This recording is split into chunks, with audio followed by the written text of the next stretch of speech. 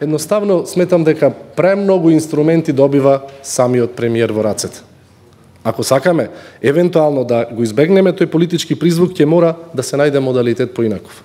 Дали тој совет, некој друг да го води и да членуваат повеќе припадници на самите може би граѓанскиот сектор, може би од некои други од собранието и така натаму, да се најде еден модалитет. Не би можел сега да го дадам како готов проект, меѓутоа би требало да се размисли во тој дел. Членот 73, став 1, заснивање на работен однос со спогодбено превземање. Значи, според тој член, работен однос може да се заснива и со работник од друга државна управа, друг орган на државната власт, институција, општинска администрација, администрација на град Скопје со спогодбено превземање. Во помеѓусебен договор на градоначалник и директорот на агенцијата. Лице ќе може да заснива работен однос. Во толку споменувана борба за деполитизацијата, овој член е апсолутно непотребен, бидејќи отвара можности за негова злоупотреба, односно повторно преку користење на овој член да влегуваат кадри кои што се блиски до определени кругови.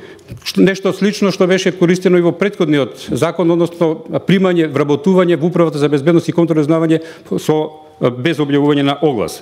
Кога ќе го прочитаме законот за координација на службите, некако збунува обидот премиерот неформално да се круниса како неприкосновен во координацијата и носењето на одлуките во безбедноста. Денес немаме проблем со сегашниот премиер и неговата јасна политичка волја и искажан демократски капацитет да ги слушне сите мислења. Но ова го правиме за наредните 10 до 20 години.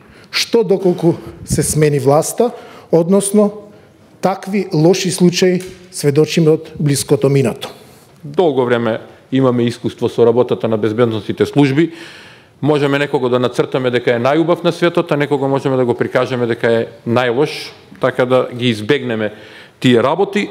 И во целата таа накрај приказна со селекцијата, членот 189 задолжително да се преработи, бидејќи автоматски отказ на луѓе кои работеле во службата за безбедност и се стекнале во минатово со многу информации, оперативна мрежа на терен, со работничка мрежа, контакти со други служби или не знам како, дури и продор во криминалното подземје, а оставајќи ги по нивна вина, ете не мора да е тоа, да не преюдицираме било каква политичка цел за нивно отстранување од службата, по нивна вина оставајќи ги на улица буквално со отказ, може да предизвика состојба која имавме шанса да ја гледаме 90-тите години во Бугарија.